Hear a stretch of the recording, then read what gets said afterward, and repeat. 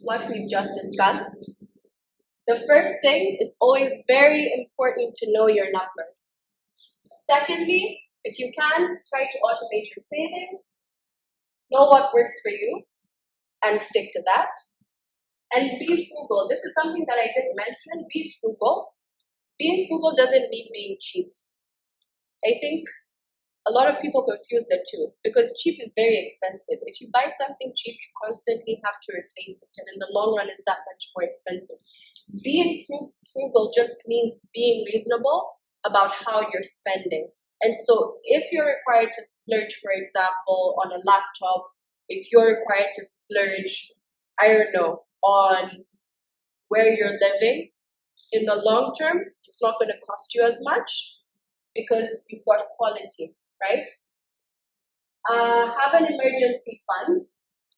And also, this is very important, have a reward system. So oftentimes budgets can feel very constraining or they can give you negative emotions because you feel like najibana. Don't jibana. So in those lines that you're planning for, have a line where you put money aside every single month to treat yourself.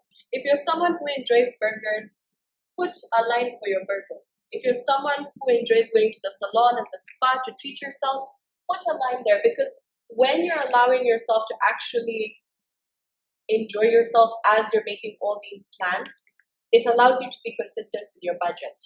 Ukijibana sana, you're going to abandon your budget. So don't do that. And change your perspective. So it's also okay to talk to people about money. I know culturally we think kwamba talking to people about money is rude. Have those conversations. You'd be surprised how much people are willing to share or just to tell you, this is how I do things and this is what works for me. Especially our mamas. When we look at them and look at all the assets they have and the money they make, it doesn't make sense. So, talk to them, learn as much as you can. And try not to be overwhelmed. Have your goals and also be realistic. Break them down into chunks that you can actually achieve. And call a coach if you need one. I'm always here. Right?